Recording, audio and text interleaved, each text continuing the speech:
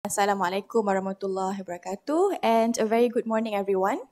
Okay, so welcome to the end, the last clinical pathology conference in HCTM in 2025.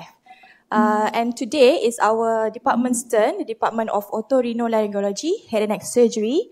And together, we are going to unveil a rare diagnosis of adult stridor. Okay, and we lined up for you panel of experts and also speakers. So first of all, you have none other than our dean, the Faculty of Medicine UKM, Professor Dr. Maina Ahmad Bakri, who is kind enough to clear her schedule to be the moderator for today's event. Okay, first of all, Prof, I have to apologize to you for wearing black baju. Supposed to be the black baju today, Wednesday. Okay, and then we have the clinical presentation and the progress of the patient will be presented by Dr. Chia Luanzi, who is our Year 3 postgraduate student from the Department of Otorhinolaryngology Head and Neck Surgery. For the pathological result, it will be presented by Dr. Muhammad Faiz Mat Yusof, who is a Year 2 postgraduate student from the Department of Pathology, and we have Dr. Suma also here. And for further discussion, we have Associate Professor Dr. Nafia Jumian, who is a consultant clinical hematologist from the Department of Medicine. And last but not least, myself, Dr. Najila Muhammad Shakri, who will recap today's session. I'm from the Department of ORL Head and Neck Surgery. So without any further ado, I would like to invite our first speaker, Dr. Chia Luanzi, and I will pass the session to our moderator, Professor Bayu.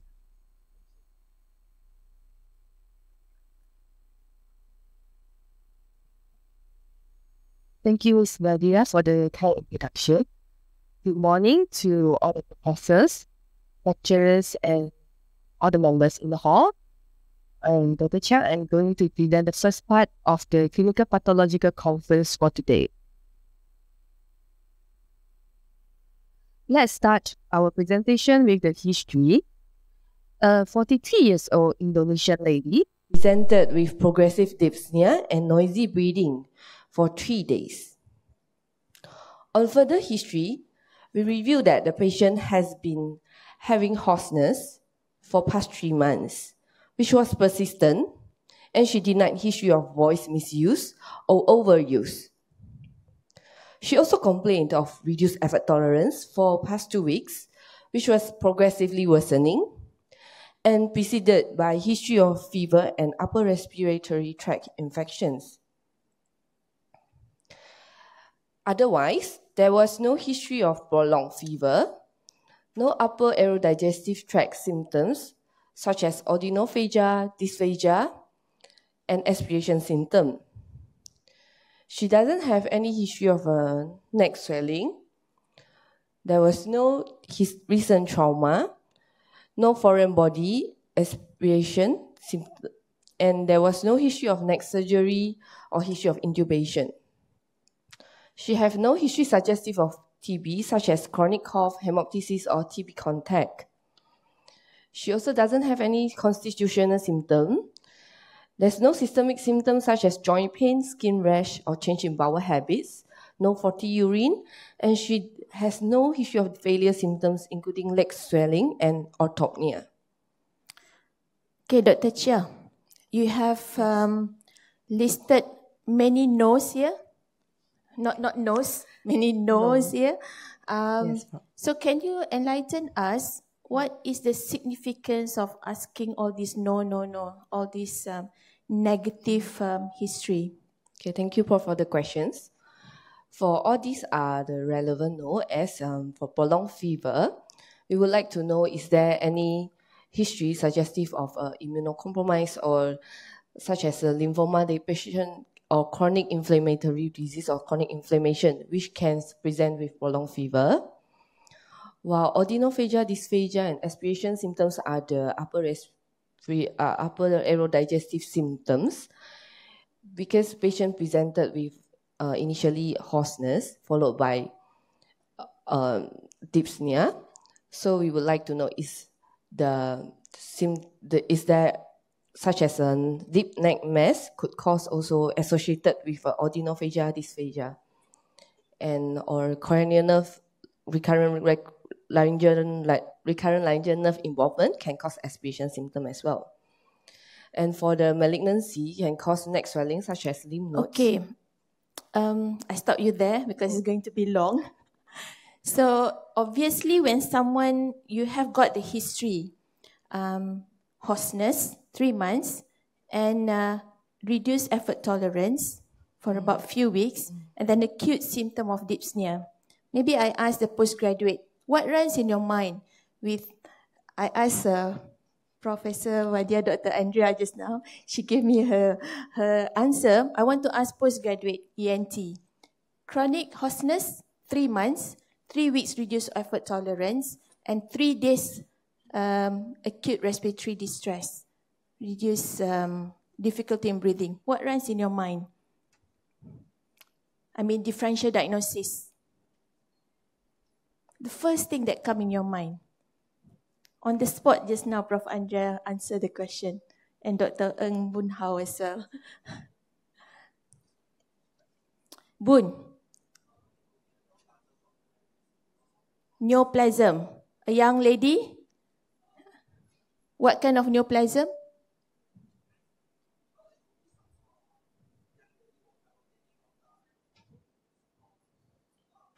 So you think about autoimmune. Autoimmune, is it common? Autoimmune?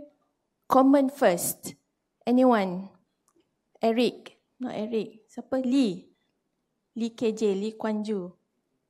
KJ Lee. Textbook.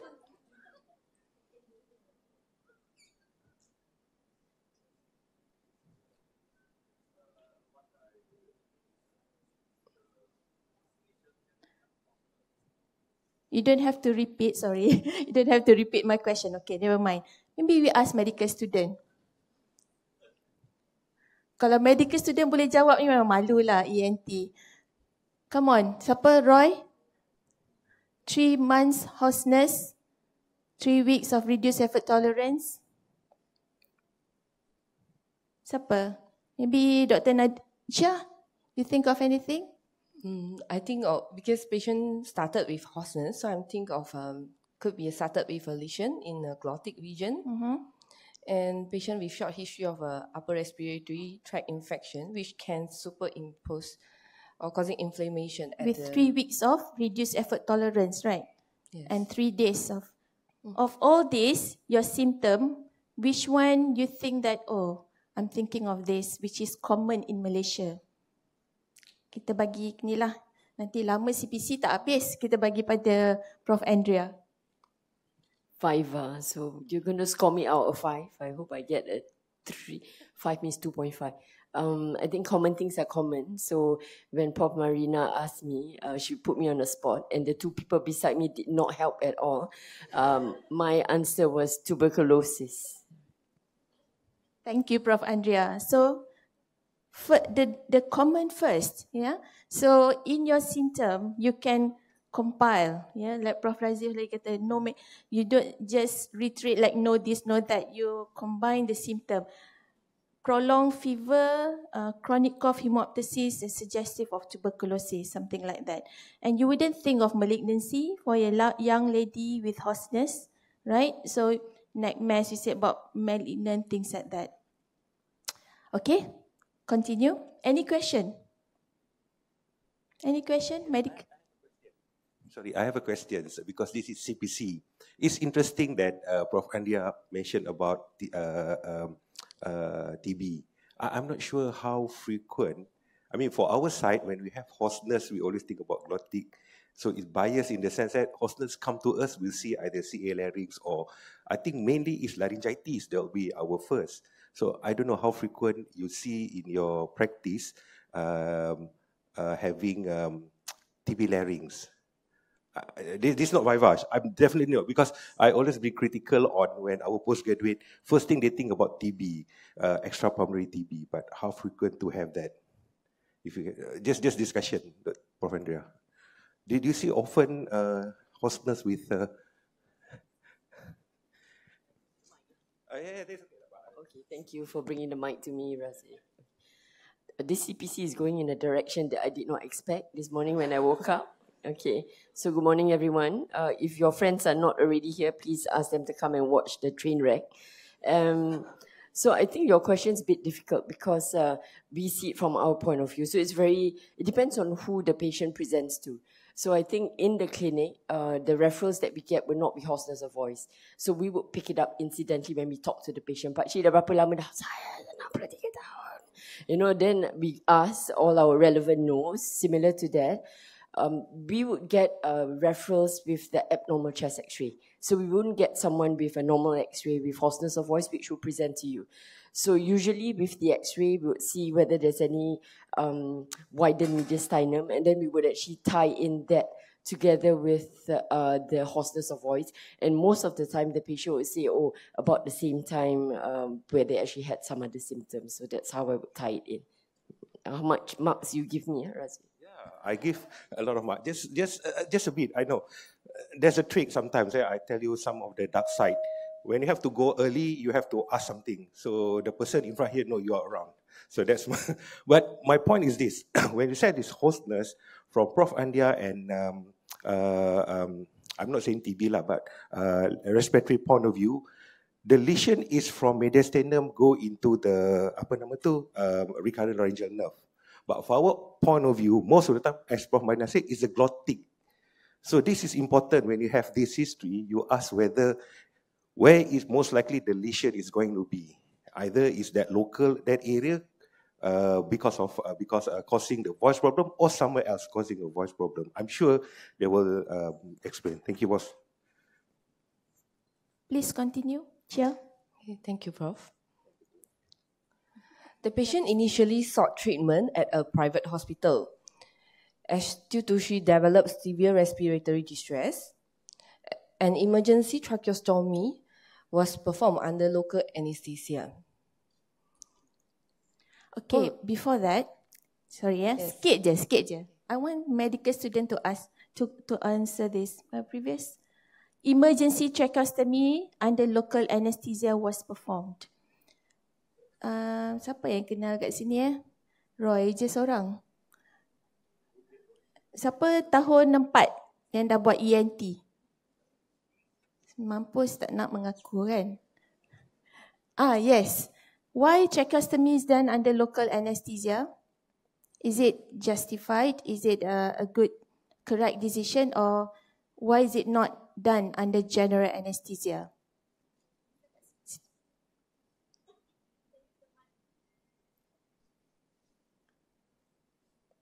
Seorang lagi boleh standby kat situ. Nama? Nama Haziq. Haziq, kenal seorang lagi. Haziq. So, for tracheostomy, we need to intubate the patient. So, if we doing a general anesthesia, it's not going to. So you think that it should be done under general anesthesia rather than local? No, local anesthesia. Local. So why it has to be done under local anesthesia? Hoarseness, we know that there's something on the vocal cords, hoarseness for 3 months, and this patient now with respiratory distress. Why not tracheostomy under general anesthesia? Because if we intubate the patient, if we doing general anesthesia, it can cause respiratory distress because it's already, the respiratory is already compromised. Okay. And then it can fully block the Thank patient. you. We got the point, yeah? So, big round of applause for him. Boleh pass lah ENT because we are thinking about there is already an obstruction. So anesthetist tak ada kat sini. If you try, you put the patient under intubate, you lost the airway, and then that's it. So you have to perform this procedure under local anesthesia. There's no possibility that this patient can't be intubated is high. Okay, proceed. Thank you. Okay, thank you. So post-tracheostomy, patient complained of aphonia. Otherwise, there was no dyspnea, dysphagia, or aspiration symptom. A flexible laryngoscopy showed that edematous supraglottic structures. The patient presented to our center for second opinion and also further expert management. Dr. Chia, for sake of medical student, what is aphonia? Those who have not done ENT, maybe Dr. Prof. Rafi'ah also not sure what is aphonia. Aphonia is where patient cannot produce voice At all. at all. Okay, Yes. thank you. So for further, past medical history was unremarkable. Patient has no history of malignancy, no family history of malignancy and connective tissue disease. For the social history, she is working as a lecturer in Indonesia. Her occupation requires a very high vocal demand. She is a non-smoker and did not consume alcohol. The allergic history is also unremarkable. One question before you go to physical examination. Aphonia, you said that no voice production at all. So what is the pathophysiology? What you are thinking now? Why this patient cannot produce voice at all? So this patient already post-tracheostomy.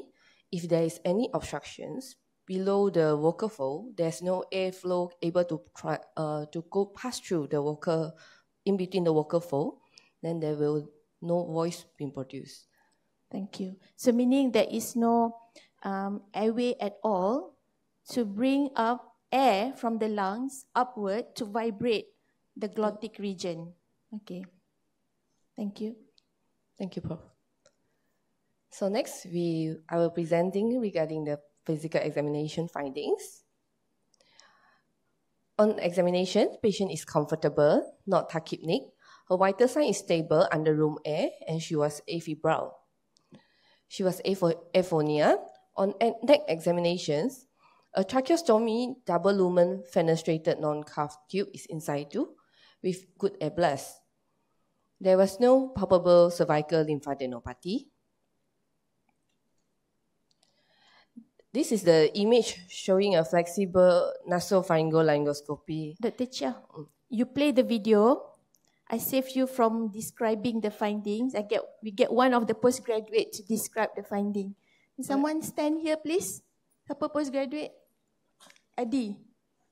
Sila Adi. Okay, please. Play the video.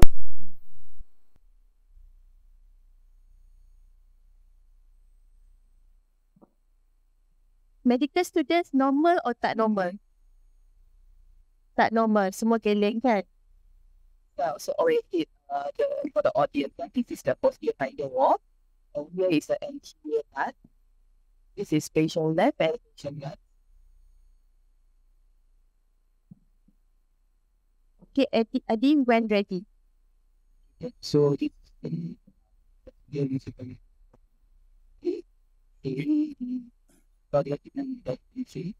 this quickly. So here you can see there's multiple yellowish like shade with bilateral erythemas and there's no false what? The extending also is bilateral vocal cord.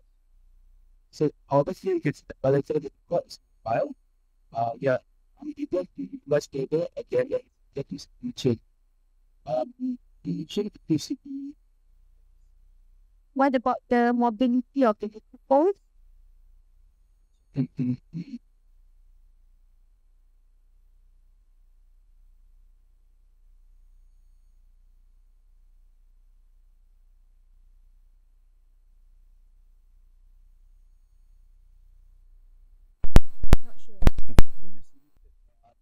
Limited. Yes. Thank you. You agree with me? Your description said similar. Okay. So, why the patient is aphotic? There is a little bit of airway. So, why the patient is aphotic? Oh, but beyond the subtopic, we are able to you. Okay. Possibly. Possibly subtopic stenosis, complete subtopic stenosis. Patient also on a stated tube, but you check whether the tube is stated, the fenestration, but there any granulation tissue, including the fenestration, the tracheostomy.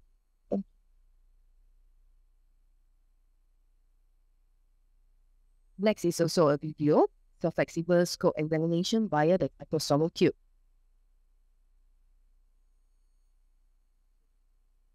Kita lupa nak cakap congratulations Adi. Great description. Tak lupa tepuk tangan. So relax.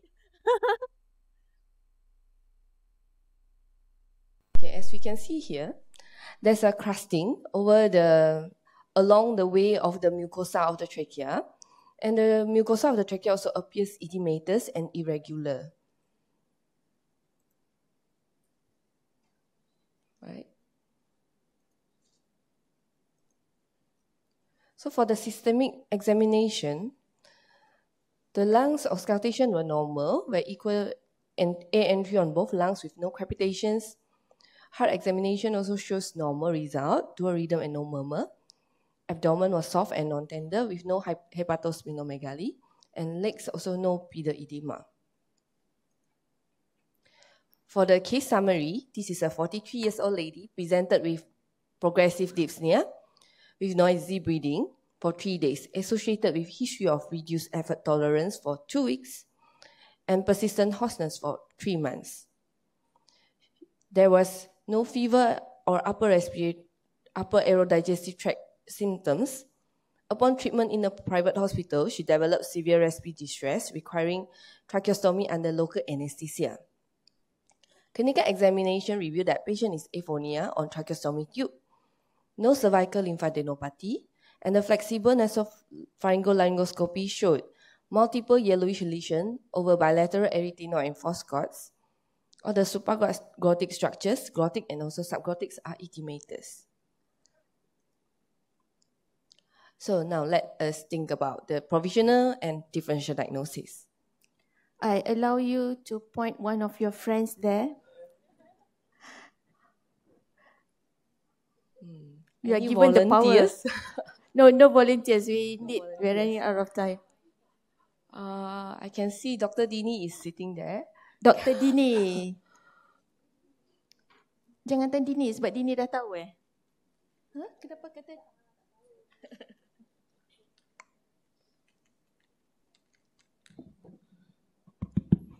Okay.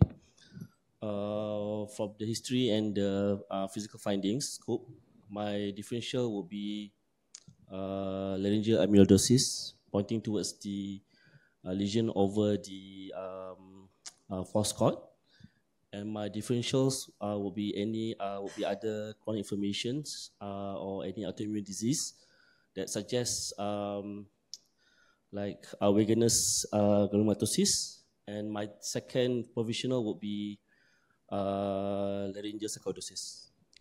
Wah, Dr. Dini boleh jadi laryngologist terus. He is better. Dr. Rafi'ah, he doesn't need HPE, microscope, he can diagnose laryngeal amyloidosis. My ENT experience from 2003, 2002, now 2025, more than 20 years, I have only seen 5 cases of laryngeal amyloidosis. Memang Dini handal lah, laryngeal amyloidosis. Again, the common things come first.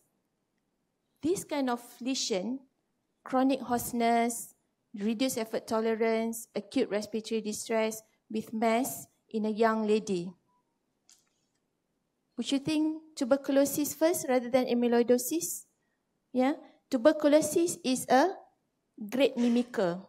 It can look like a CA. It can look like, funny things, What is the common appearance of tuberculosis in the larynx?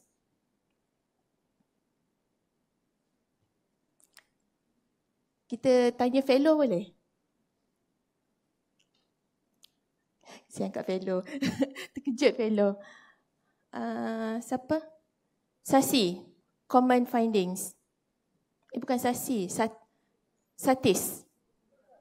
Kuga, ya Allah, sorry. Kuga. Yes.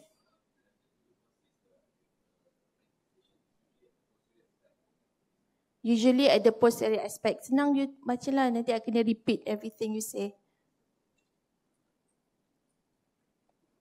Congrats, Dini. Laryngeal amyloidosis.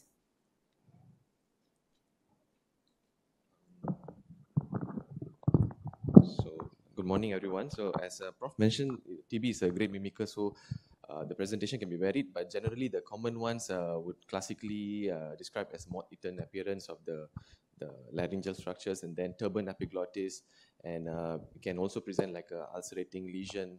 And yeah, generally the lesion will be more at the posterior aspect because it's more related to the respiratory area. So this will be the common appearance of TB. Thank you. Anyone would like to add? Specialist? Fellow, tak ada? Okay. Other than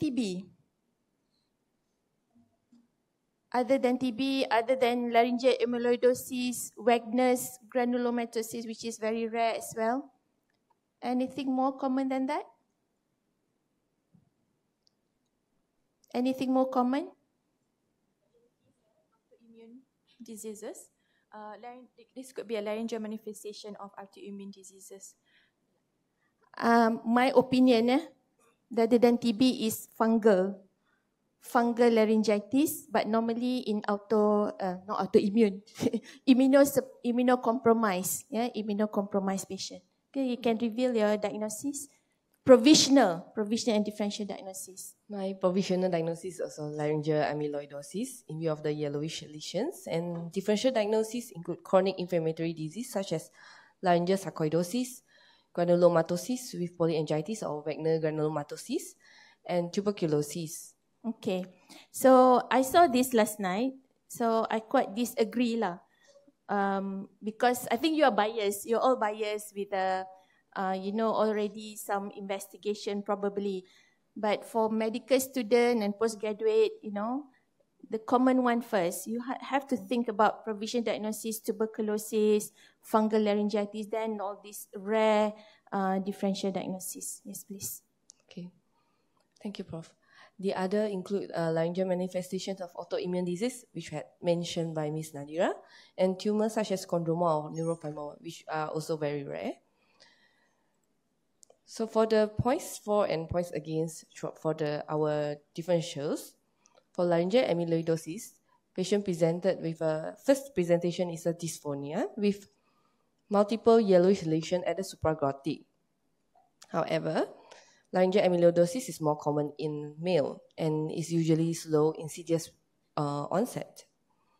For granulomatous laryngitis, which can affect supraglottic and glottic region as well for this similar with this patient. However, in our case, there's absence of systemic symptoms, and the lesions are usually ulcerative or irregular in granulomatous laryngitis. For autoimmune disease, the points for is in female, and also patient presented with dysphonia first. However, for the points against, there's absence of systemic symptoms, and the classical scope findings is the bamboo nodule. For laryngeal chondroma, the points for is a progressive dyspnea and also stridor as tumor grows. However, the points against are symptoms evolve gradual over months to years and often involve subglottic and cricoid. For laryngeal neurofibroma, points for is a submucosal laryngeal lesions. However, patients are usually young group or pediatric age group. So at this point, to confirm our diagnosis, we require a tissue for histopatho examination. So patient underwent direct laryngoscope. Would you do any investigation considering our provisional diagnosis of tuberculosis, fungal laryngitis? Yes. Before the invasive investigation, we do as well a simple blood investigation, including full blood count, renal functions, and to screen for the TB is also essential, and chest X-ray as well, and even a CT scan. Most of the chest X-ray and the imaging was done in a private center, which I will review the result after this. So patient was subject for direct laryngoscopy and examination under anesthesia. What is the result of the TB screening and what are the investigations sent? For the TB screening, it was negative. And from the blood investigation... What are the investigations for the benefit of medical student? What investigations you sent to screen for tuberculosis? Tuberculosis? Tak payah keluarkan, you just answer. Oh, okay. All right. For the TB screening, we will check for first screening by Mantoux test and also check for sputum for acid-fast bacilli and chest x-rays and sputum for TB-CNS. What else? We can also take the tissue for TB-CNS and AFP and TB gene expression. ESR, is it not part of your investigation? Yes. For tuberculosis. Yes, Betul ya, Prof. Andrea? Mantoux, ESR, chest x-ray. Chest x-ray. If the patient do not have sputum, would you send for sputum investigation? Macam ni pun tak ada sputum. But of course, the respiratory physician can do something. If the patient do not have sputum like bronchial lavage and send the specimen, yeah. So the sputum investigation normally we send when if the patient can produce mucus, yeah, for test. Okay, proceed. Okay, so patient underwent a direct laryngoscopy examination under anesthesia, tumor debulking and tissue biopsy. So this is the intraoperative photos taken during direct laryngoscopy. This is the anterior part and posterior part. This is bilateral arytenoids. This is at the supraglottic level, showing the arytenoids bilateral are bulky and edematous with yellowish-like lesions over the bilateral arytenoid and foregut. This is at the glottic level and subglottic level. A debulking of the right arytenoid with CO2 laser was done, and biopsy was taken from left subglottic and trachea. The steroid injections was given over the right undersurface of the vocal fold and subglottic. Post-operatively, patient was given Ciprodex for 5 days. Subsequently, patient able to sphigot the tracheostomy tube and able to phonate with tube sphigoted. Now I would like to invite... What is Ciprodex? Ciprodex is a mixture of steroids with ciprofloxacin. We give the patient via nebulization to help reduce the inflammations of the airway. Respi use Ciprodex? This is something new, right? Google. Ciprodex is introduced by our ENT colleague from Cincinnati, US, Mike Rutter, Professor Mike Rutter. So he experienced that by mixing, this is off-label, it's not something that you can get direct from pharmacy, off-label, they mix 20 drops of ciprofloxacin, eye drop, plus steroid drop, 20 drops, and 20 drops of normal saline, about 1 ml. So mix and put in the nebulizer twice a day.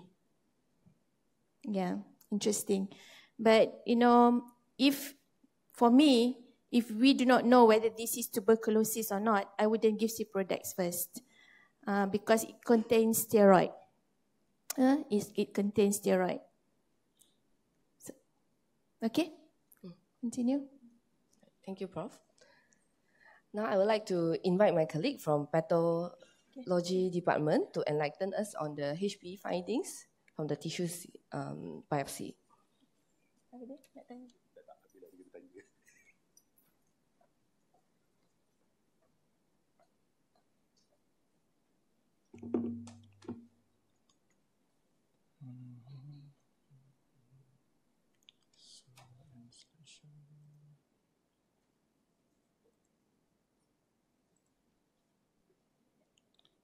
Assalamualaikum and very good morning to the Dean of Faculty of Medicine, Professor Datin Dr. Marina Ahmad Baki, distinguished professors and lecturers, my fellows postgraduate trainees, and all the medical students. First of all, I would like to express my gratitude to the ENT department for inviting me on behalf of pathology department to present for today's CPC. So today I will present a case with HPE number H2503197.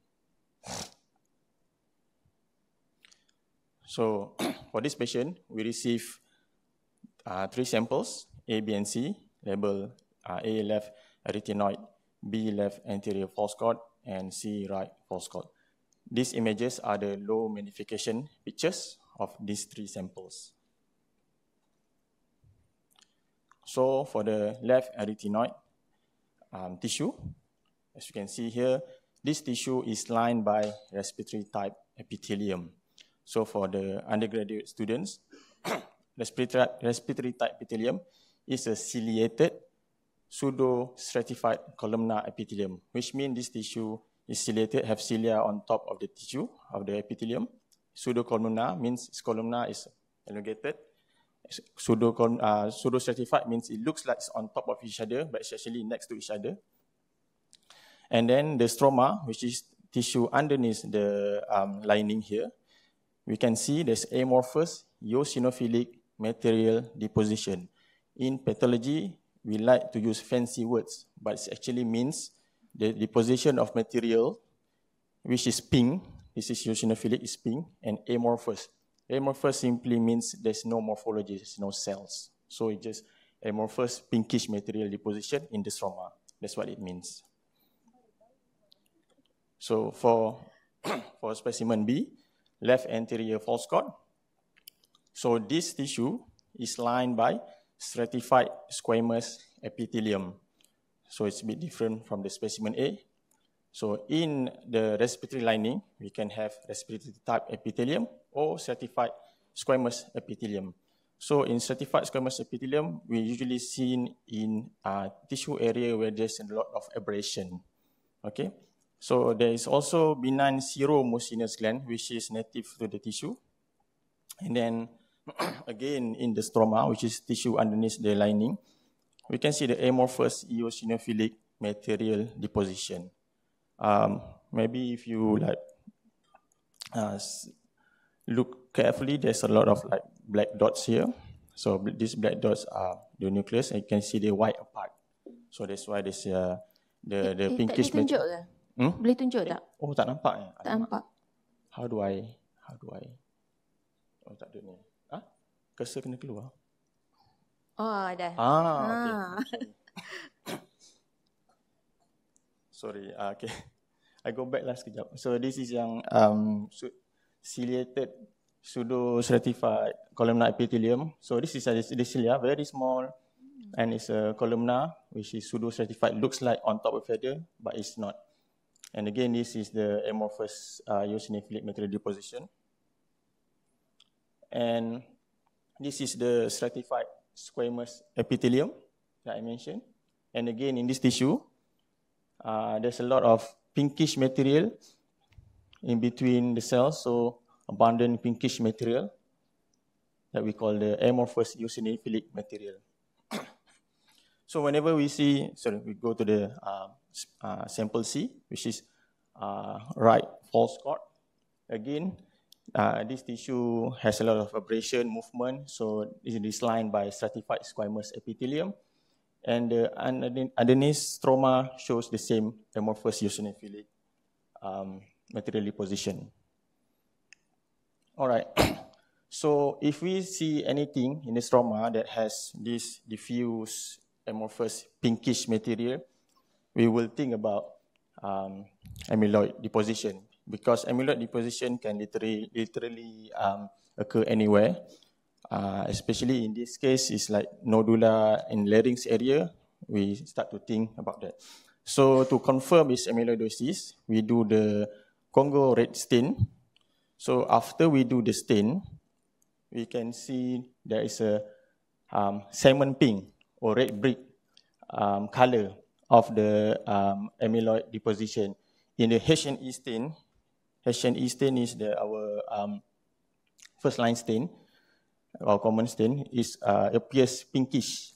But in Congo stain, it appears salmon pink. This is particularly important for undergrad student. If there's any question about amyloidosis, this will be the question.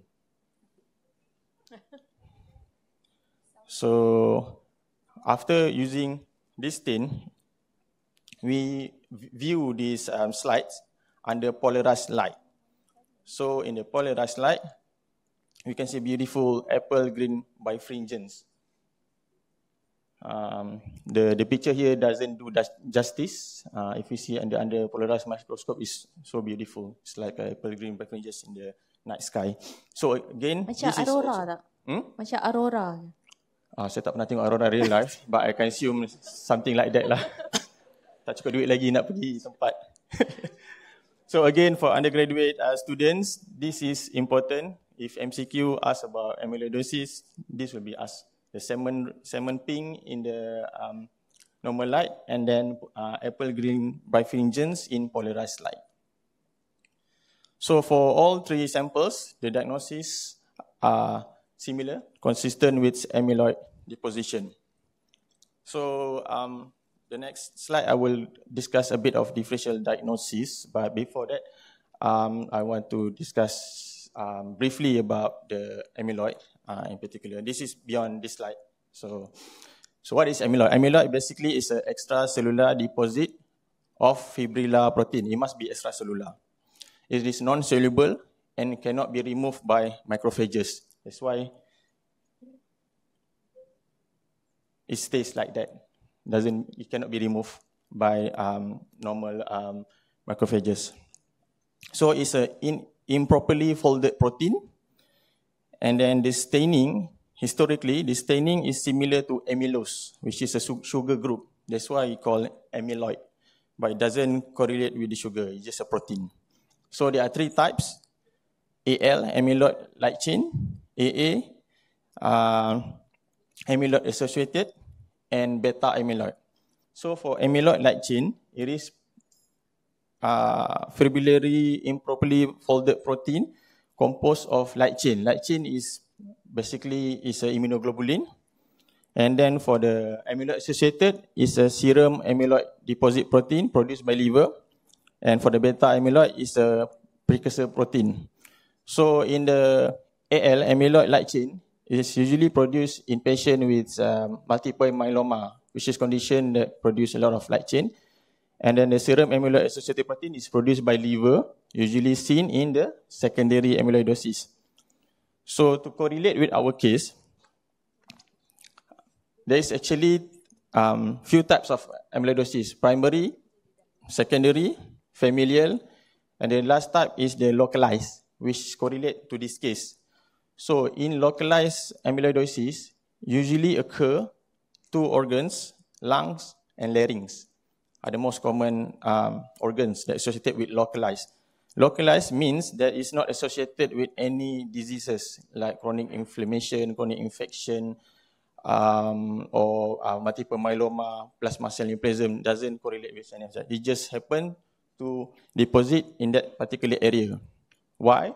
It is thought that this localized amyloidosis is produced by the local lymphocyte and plasma cell, actually more to plasma cell. It's a chronic inflammation that occurs in that area, and it produces light chains, which if in huge amount, it can be abnormal, misfolded, and aggregate, hence producing this amyloid. So, and Dr. Chia also explained that the patient doesn't have TB, doesn't have joint pain, doesn't have skin lesion. These are very important history to rule out, because localized amyloidosis can also occur in skin. And in some patients with, especially in rheumatoid arthritis, they can have secondary amyloidosis. So it's very important history to take. So for our differential diagnosis, bear in mind that this differential diagnosis is solely based on nodular or any lesion in the larynx. We actually didn't take it, if we look as a whole patient after the full history, So it doesn't correlate, but we as a histopathologist, we only see in that point of view in particularly. So if any nodular laryngeal lesion, so we first think of vocal cord polyp or nodule. So in this differential diagnosis, the lesion is lined by stratified squamous epithelium here, which rather looks a bit thickened, or we call it acanthosis. But the underlying stroma, we can have deposition of collagen, but the collagen also stain pink in H&E, but it does not have a Congo rate. Sorry, the Congo rate is negative, which it doesn't have salmon pink in the Congo rate stain. So that's how we differentiate. So the next is the next differential diagnosis from our side is a granulation tissue. Again, granulation tissue. Where is my mouse? Okay. We can see a lot of pinkish material, but there is a lot of small black dots. So these small black dots are fibroblasts. So fibroblasts, they produce collagen. So that's why there's a lot of pinkish area here. And again, there's no amorphous eosinophilic like we've seen in the first picture, in the early pictures. And usually in this granulation tissue, we can see a lot of mixed inflammatory cells. So all these nucleus are composed of the fibroblasts and the mixed inflammatory cells. So the next differential diagnosis from our part is papilloma. Again, during the scope, the papilloma of course can appear a bit different, but under the microscope, it has these papillary fronts, again lined by the stratified squamous epithelium. The stroma is otherwise unremarkable, doesn't have the amorphous eosinophilic material deposition. And then the last one is the squamous cell carcinoma. So anything in larynx, tumor, we consider that as well. So in SCC, squamous cell carcinoma, we have this keratin pearl, which is the keratinized material that produced by the neoplastic cells.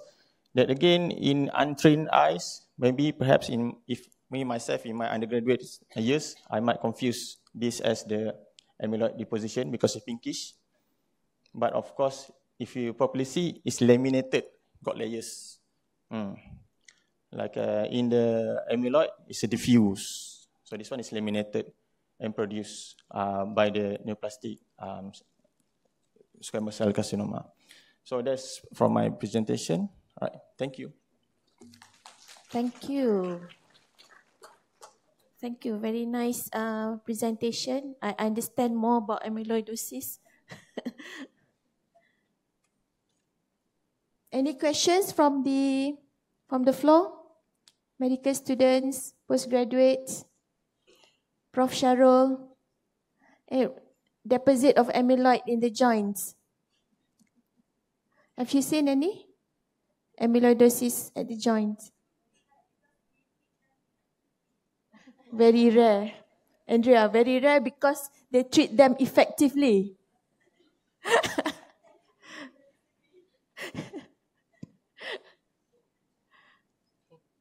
Continue, thanks. Okay, thank you, Dr. Muhammad Faiz. I'll continue with the investigation for the patient. We done blood investigation, which was full blood count and renal profile normal. Immunology and serology tests were subsequently done. All the results are also shows normal. Next, chest X-ray was done, no cardiomegaly seen and normal lung fields.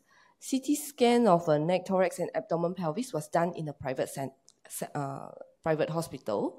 Showed no hepatosplenomegaly and no lymphadenopathy. Echocardiogram was done as well, shows normal result. Urine and serum electrophoresis and subsequently serum free light chains was done, also shows normal result. Only slight raise in the kappa free light chain and lambda free light change. However, the ratio are within the normal range. Next, I would like to invite before that, Chia, yes. we listened to Dr. Faiz just now. He gave a differential diagnosis that we didn't list at all. Papilloma, vocal fold polyp, vocal fold nodule. Why didn't you consider those differential diagnoses when you saw the mass on the larynx? For the papilloma, because the appearance of the lesions is not papillomatous. Although patient... Other than papillomatous, what is the typical appearance of papilloma on the larynx? Postgraduate, cepat tolong kawan. Punctate hemorrhage, yes, thank you. There's punctate hemorrhage, there's vessels, yeah, typically seen on the surface with dots, yeah, perpendicular vessels. What about polyp, nodule? Polyp nodule usually is at the vocal fold, and for nodule it's bilateral and symmetrical at the... And it's very small. And it's very small. Very small, typically at the midcord, very small. This one is like on the supraglottis, glottis and subglottis with yellowish lesion seen. Okay, so it's not typical of nodule and polyp. If a postgraduate during short case, they give that diagnosis, fail straight away at the station because it's not typical appearance of the nodule and polyp. Okay, thank you. Okay. Now I would like to invite Prof. Rafia for the next presentation on systemic amyloidosis. Tapi interestingly for pathology, it can be, the appearance under microscope can be similar to what you mentioned just now, right? Polyp, nodule, and also papilloma. Is that right? Although macroscopically, when we see endoscope, we don't think that differential diagnosis, but microscopically, you do consider those differential diagnoses. So when we will be receiving a small chunk of tissue, so we do have to consider that. But that's why we want to emphasize that history, clinical things that you write in the report is very important. Because we will correlate. If the history is very limited, we have to consider everything. Okay. Anything that is pink. Okay, Assalamualaikum and very good morning to everyone. So I'll continue on my presentation on the systemic amyloidosis. So for this patient, the diagnosis is currently localized amyloidosis, okay? Because as you have seen the investigations earlier, the CT scan did not show any other abnormalities. The echo was normal, and in particular, the serum and urine electrophoresis showed no monoclonal gammopathy, and the serum-free light chain, whereby we look at the kappa and also the lambda light chain levels. They both were mildly elevated, okay, so that can be due to reactive process. But more importantly, we look at the ratio of the serum-free light chain. Okay, so the ratio was also normal. So as mentioned by Dr. Faiz before, so I won't repeat so much on the definition of amyloidosis. So it is actually the soluble precursor protein becomes misfolded, and this will lead to the development of insoluble oligomers, aggregates, and also amyloid fibrils, okay, characterized by pleated beta sheets. And these sheets will be deposited, okay, in the organs, causing organ dysfunction and subsequently organ failure.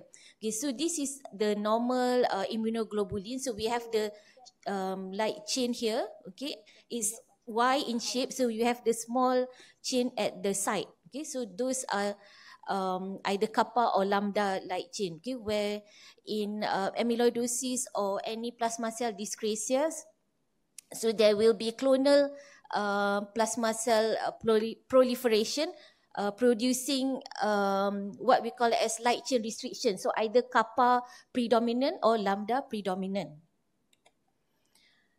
So typically, the common one is AL amyloidosis. So there are quite a number of precursor proteins, producing amyloid fibrils. So the common one is AL amyloidosis, and the lambda light chain, 75 to 80% are being involved. So risk factors are unclear, and pre-existing monoclonal gammopathy and myeloma are common. So AL amyloidosis can be found in 10 to 15% of myeloma. So that's why it is important to investigate whether this patient has concomitant plasma cell dyscrasias. So it can be deposited, the amyloid fibrils can be deposited in any organs. In systemic amyloidosis, the common organs include heart, kidneys, and the liver. So these are the manifestations. So patient may have a conduction problem in the heart causing arrhythmia. They can have heart failure. In kidney involvement, they have proteinuria and also organomegaly. In particular, hepatomegaly in liver infiltration. So the diagnosis, the gold standard would be tissue biopsy, as mentioned before. So when we have the diagnosis, so in particular, I'm talking about systemic amyloidosis because there are multiple organ involvement. Therefore, patients need to be staged properly. So the staging can be based on the organs that are involved. For example, there are a few risk stratification and staging, as you can see here. And these are mainly according to the organ involvement. So for example, in heart, cardiovascular, the parameter that are taken into consideration are pro-BNP, for example, troponin T. If there is kidney involvement, we look at the proteinuria and also EGFR. So management of systemic amyloidosis, so it involves multidisciplinary approach. So there are mainly three principles of treatment. First is mainly to reduce promptly and sustain reduction in the amyloidogenic monoclonal protein. And subsequently, we also have to individualize treatment according to the organ involvement, and also the anticipated toxic effects and the extent of disease. And apart from that, we also need to provide supportive care according to the organ specific involvement. This is to minimize treatment-related complications and also reduce the risk of death. So basically, if they have heart failure, for example, fluid restriction, sodium control, so those are the supportive treatment that we need to advocate. So what would be the definitive treatment? So we know that the problem lies in the abnormal plasma cells. So treatment landscape to target the plasma cell dyscrasias and production of the precursor protein has evolved. Initially we only have the conventional chemotherapy, mainly the alkylating agents. So now we have bortezomib, which is a proteasome inhibitor. These are more targeted treatment. Immunomodulatory agents such as thalidomide and lenalidomide. And now we also have monoclonal antibody towards CD38, which is the plasma cell, daratumumab. And immunotherapy has also now getting more in picture, such as CAR T-cell therapy and also bispecific antibodies. However, these treatments are not targeting on the amyloid fibril that are already deposited in the organs. So there are currently more investigations, investigative agents in the pipeline, which is the antifibril monoclonal antibody that are mainly targeting the amyloid deposits in the tissues. So these are what I mentioned as the antifibril monoclonal antibody. Okay, so what we have in treatment now is mainly targeting the plasma cells. Okay, all right. Okay, thank you. Okay, thank you, Prof. I have a question, Prof. You have listed a lot of investigations needed for us to rule out systemic involvement. So may I ask, what are the basic investigations that we should perform? Because I read we also have to do echocardiogram, we have to do bone marrow aspiration. So do we have to have all these investigations performed, or is there any selected basic investigations? Okay, so firstly, we want to know whether there is involvement of plasma cell dyscrasias, okay, because 10 to 15% of patients with myeloma also have systemic amyloidosis. Therefore, for investigations for multiple myeloma, it includes serum urine electrophoresis, serum free light chain.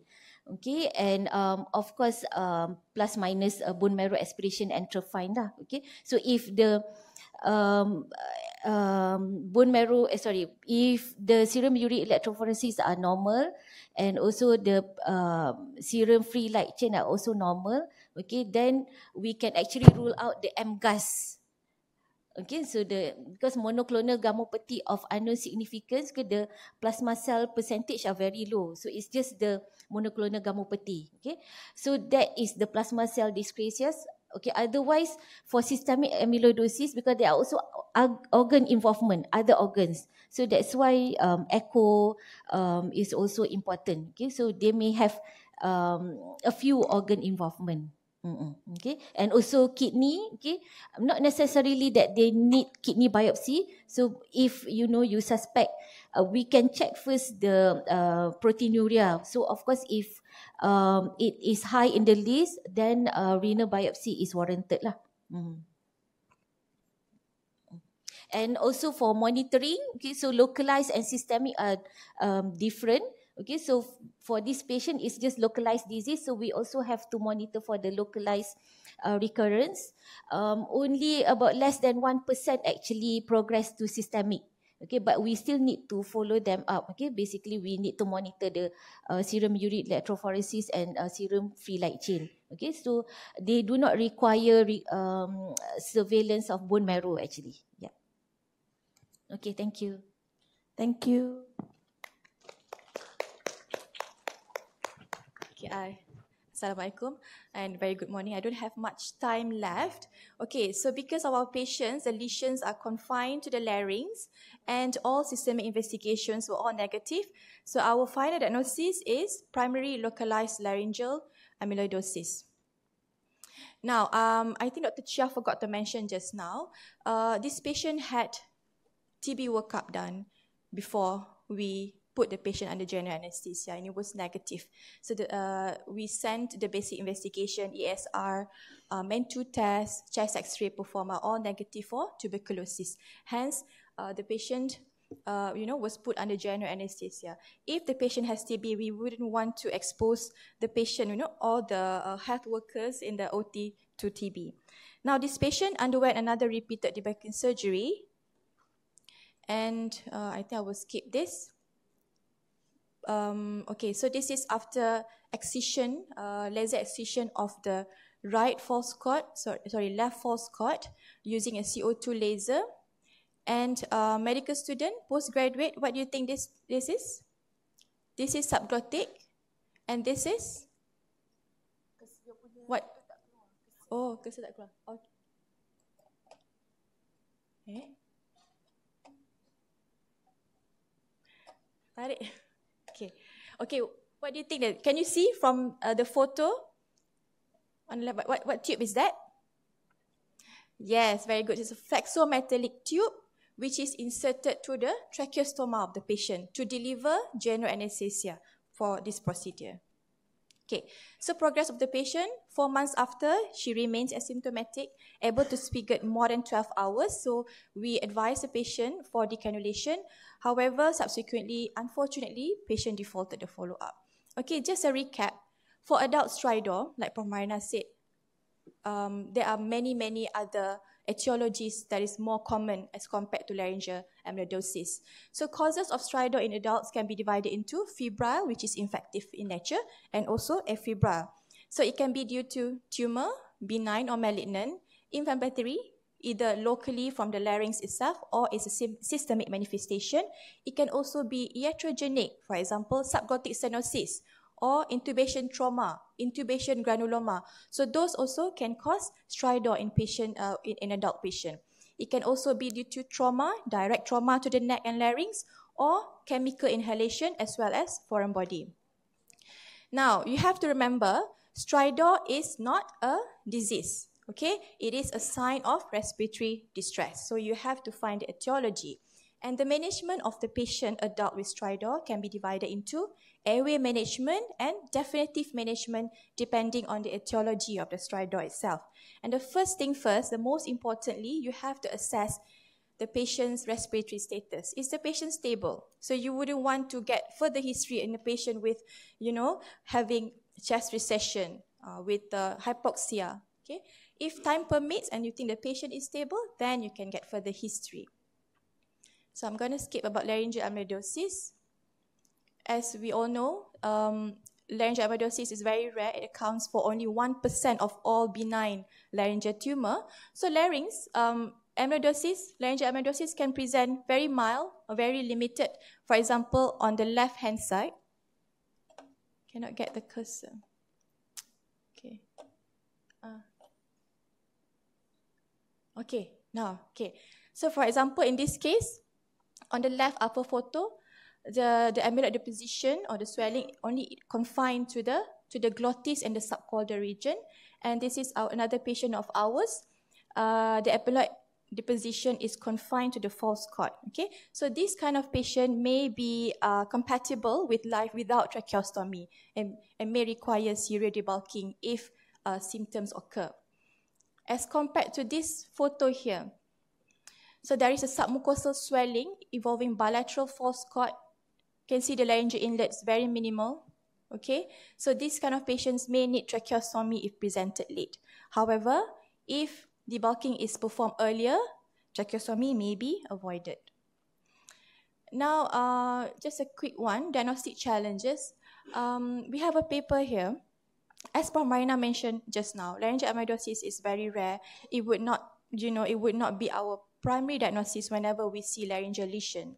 So for example, in our case, which is published in Medicine of Health, patient who is 60 years old, active smoker, presented with hoarseness, and endoscopic examination showed irregular vocal fold, irregular mucosa of vocal fold with bulging of bilateral false chord. So the first biopsy performed was inconclusive. However, after the repeated debulking, repeated biopsy showed amyloidosis. And the patient also defaulted the follow-up. Okay. Now, just now I think Prof. Rafi already mentioned, so my question was, systemic investigation, is it essential or is it optional? Because there's so many investigations need to be performed, right? So although laryngeal amyloidosis is usually localized, it is important for us to investigate systemically. Because number one, patient, although very rare, the rate is about 1%, laryngeal amyloidosis may have systemic involvement. Number two, remember, amyloidosis can also be a secondary type. So amyloidosis occurs because of other diseases, especially inflammation like tuberculosis or neoplasm, like multiple myeloma. Okay, and although very rare, laryngeal amyloidosis can also be a manifestation of a very high morbidity and mortality, which is a hereditary type. Yeah, so this patient usually present with organomegaly, okay, especially hepato and splenomegaly. So we still have to do. Now, how about systemic investigation in surveillance monitoring? I've come a few, because laryngeal amyloidosis is very rare, there's only a few long-term papers on laryngeal amyloidosis. So these two papers studied the outcome for more than 10 years in laryngeal amyloidosis and showed that none of these patients had progression to systemic. So that is why Prof. Rafael said if in an isolated amyloidosis, I think the direct, the regional monitoring is more important. However, a paper by Harris et al. Advocates on a longer duration of follow-up. It has to be more than 15 years because eventually 29% of the patient may develop extensive local spread to the lower airways, which is beyond your tracheostomy tube. Okay, and then you have to remember that laryngeal amyloidosis is not malignant. It is a benign lesion, so you have to treat mindfully. The aim is, you don't have to get the margin. The aim is just to reduce the symptom, alleviate the symptoms, and you have to maintain the function of larynx. The patient should not end up with aspiration, and maybe by performing debulking, you will improve the patient's voice as well. So because of the treatment is like that, the recurrence is common and expected. And most of the time, patient may need serial debulking with the average time is about 4 years. But I think in our center, we see more frequent, kan, Prof? Okay. If the patient is asymptomatic or in mild cases, leave them alone. Close monitoring. Okay, because our patient just today defaulted the treatment and we don't have the outcome, I would like to share our another case whereby she's a 63-year-old lady, non-cave or isolated laryngeal amyloidosis for 17 years, and then underwent multiple debulking surgeries about every 3 years and presented with progressive dyspnea. The airway is not so bad. There's no obvious lesion, but I think this is a flexible scope quite far, okay? But this patient is actually have submucosal lesion over the right area epiglottic fold.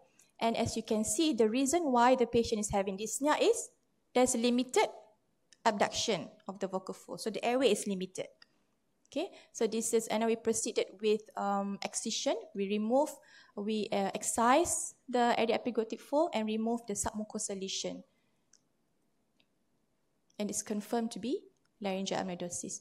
So post-operatively, patient, it looks more edematous now. The irregular epiglottis, false chord, it becomes, more obvious. However, the patient has no symptoms. Okay, now the vocal fold is mobile. Okay, good abduction. The laryngeal inlet is patterned. So, but the patient only have dyspnea on and off upon supine position. So of course, she refused any more debulking surgery. So we did a sleep study for the patient, and it shows that AHI on supine position is much worse as compared to the AHI in other position, like prone position and lateral position. So we offered a CPAP therapy for the patient, and the patient now is still happy. Okay? Okay. I think we did not discuss this just now. Consideration for radiotherapy. Radiotherapy is mainly to, not as the mainstay of treatment, but mainly for diseases, especially spread to the lower airway, which has high surgical morbidity. Okay, and then there's also a reported case of using chemotherapy and immunotherapy. So take-home message, laryngeal amyloidosis has no specific symptoms.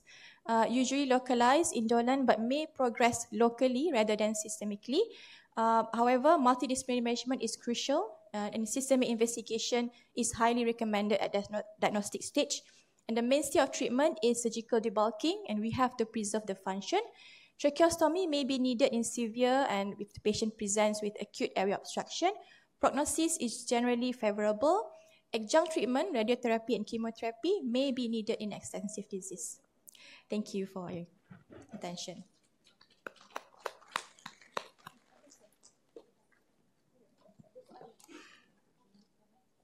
We say thank you to the presenters, Dr. Chia, Dr. Faiz, Professor Madya, Dr. Rafiqah dengan Dr. Nadira and all the SIFUs here yang supervise the presentation. Give them a big round of applause.